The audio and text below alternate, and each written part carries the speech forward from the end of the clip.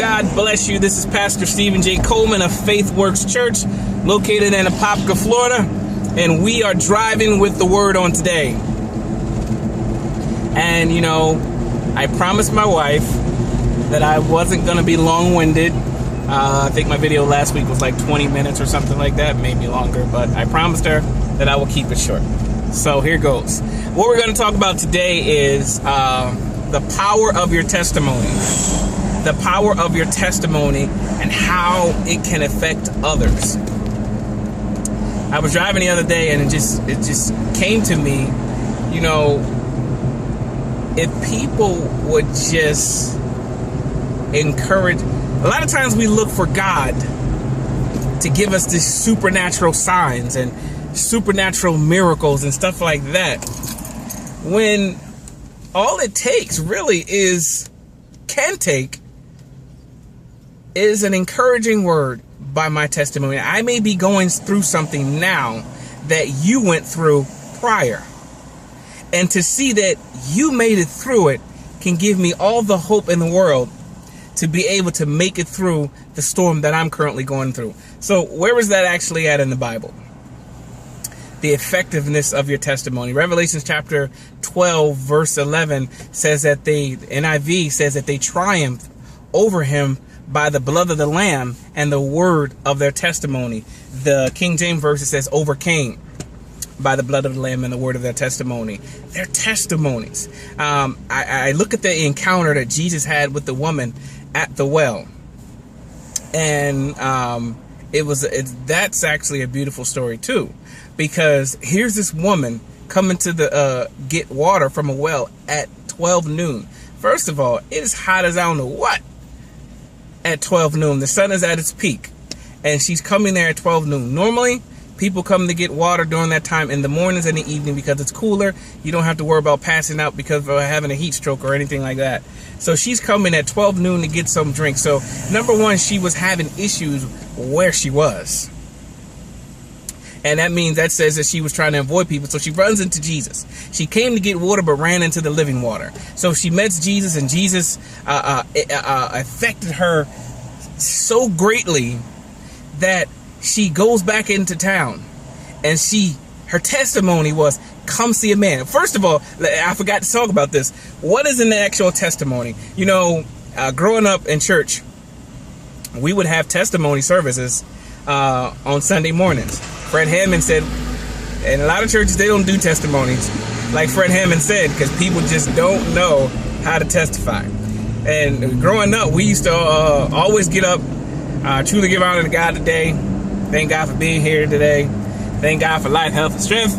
Thank God for a roof over my head, clothes on my back, and shelter. And just want to thank God just for, you know,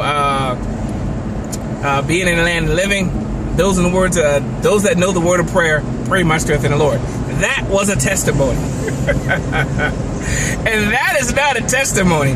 That's an actual thanksgiving of what God has done, but it's not a testimony. A testimony is irrefutable proof that God did something to bring you out of something. That is a testimony. I was about to die, but God saved me. When you have a but God moment in your testimony, that is irrefutable proof that is a testimony. He shot at me. He pointed the gun at me, but the gun wouldn't click. I could have died on the battlefield and overseas, but the landmine didn't go off. I should have been crushed and killed in the car accident. If you look at the car and this, that, and the other, I should have been dead. There's no way I could have made it out of there. That is a testimony. Irrefutable proof that God brought you out of something. Daniel, if you found yourself in a lion's den situation, that's a testimony. Hebrew boys, in yourself in a furnace situation, God brought you out. That's a testimony. But life, health, and strength is something that we should do daily and thank God for doing, but it's not a testimony. And even if you look at it on its basic concepts of if you go to court, no one goes to court and gives testimony, well, I thank God for my life, health, and strength, and this, that, and the other. No, they give their proof of what they saw, how it happened, whatever they did or whatsoever. So she runs into Jesus, this lady at the well, the woman at the well. And Jesus, she had an effect on her so much that she ran back to the place that she technically was running from, because she was coming to the well at noon. We talked about, I said that. So she ran back, and it's ironic. It's ironic that she goes to all the men, and she says, "Come see a man. I got a testimony. Come see a man that told me everything that I've ever done. Is this not the Christ?" And here is the ironic thing. They came. Well, the men came. The women. The women were like, no. I assume they were like, no, child, please. But the men came. And they found Jesus. And therefore, those that came received Christ. Another story. The man that was in the tombs, and he was cutting himself. And he had the legion of devils. And he had an encounter with Jesus. And in that encounter, the devils came out of the man and went into the pig. And here's another ironic thing. This man had something in him that he was able to withstand a legion, multiple demons. And those same demons got into a pack of pigs, and they couldn't take it, and they committed suicide. But this man with this legion, mind you, they said they couldn't tame him. He was so strong, he broke the chains, so he stayed in the dead places. But he had an encounter with Jesus. And after he was freed from those demons, he went to Jesus. He was like, hey, where are you going? Because wherever you're going, I'm going too. And Jesus says, no. He says, go back and tell them of the wonderful things that God has done for you. And here's another ironic point is, the people of that time, they came and they saw this man sitting next to Jesus. He had on clothes, and he was in his right mind. And they got scared. They got scared. And they asked Jesus, you need to go, because we don't know what's going on here, but you need to go. But the man went back into a town called Decapolis, if I'm saying that right. And what Decapolis was a province of 10 cities or 10 towns. So this man went back with a testimony that I once was bound, but now I'm free. So that song, Amazing Grace, how sweet the sound that saved a wretch like me. I once was lost, but now I'm found.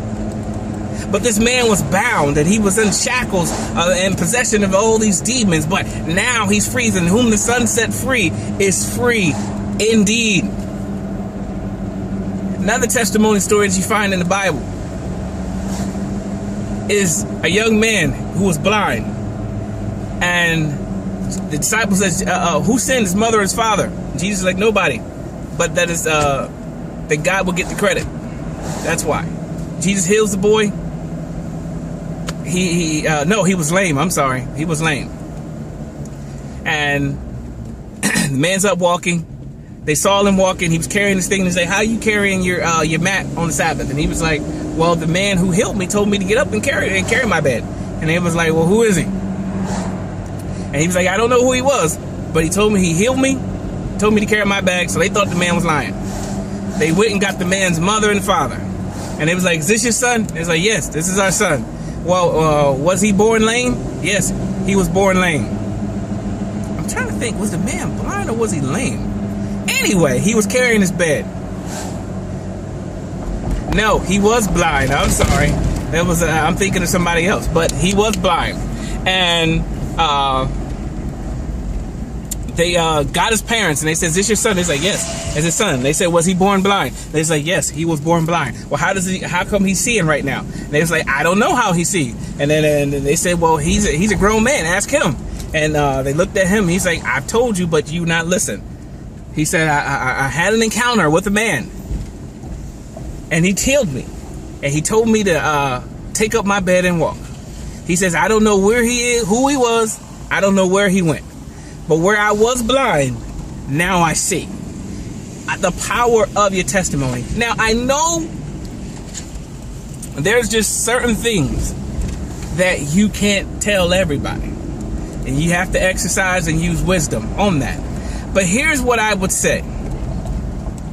If God has brought you out of something, pray and ask God, God, who is someone? Because God didn't do that just not only for, he did it for you, but he didn't do it for you only, for you to keep it to yourself. He did it so that others would come into the knowledge and the fullness of Jesus Christ, that he's able to do exceeding abundantly above what we think or what we ask, that he's amazing, simply amazing. So pray, God, who bring me into people that I can share my testimony. And I guarantee you, it's not something that you get up in front of church and say, if God is leading you to do that, then by all means do it. But if you pray and ask God to help you to help people through your testimony, some people who were addicted to drugs, addicted to alcohol, addicted to cigarettes, addicted to other things, whether it may be sex, homosexuality, whether it may be food, maybe whatever it was, an addicted that was a snare to you, that God delivered and brought you out of, that you have the ability to share that testimony. Ask God, and I guarantee you that God will allow people to cross paths with you that you will be able to be a blessing to through your testimony. And the final thing is, when Israel crossed the Jordan River, Joshua told them to get the biggest rocks out of the middle of the river. And Joshua said, when your children's children ask you, what does these rocks mean? What do they mean? You tell them that God dried up the middle of the Jordan River and we came through on dry ground. That is our testimony. And it's through that testimony that it gives people hope. It gives people and shows them that they're not alone, that someone's gone through this. When Jesus was about to leave, he told his disciples, he says, be of good cheer, for I have overcome the world. That was his testimony. That's why he said, go ye to all the world, preaching the gospel. That's why Paul said, we preach not simply but Christ and him crucified. You got a testimony, I encourage you to tell your testimony, encourage someone else, and watch the glory of God manifest itself. And if you don't see anything, guess what? You planted a seed. Because in the end, it's not about us. It's about Jesus. It's about breaking through and helping others get through. God bless you. This is Pastor Stephen J. of FaithWorks Ministries, FaithWorks Church, located in Apopka, Florida. Look us up on Facebook. And you guys have a blessed day. This is done. We're done driving with the word.